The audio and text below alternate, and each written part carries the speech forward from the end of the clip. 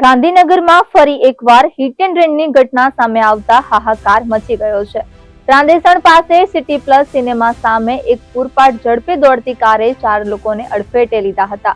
આ ગમખ્વાર અકસ્માતમાં એક મહિલા સહિત 3 લોકોના ઘટના સ્થળે જ મોત નીપજ્યા હતા, જ્યારે અન્ય 2 લોકો ગંભીર રીતે ઘાયલ થયા હતા.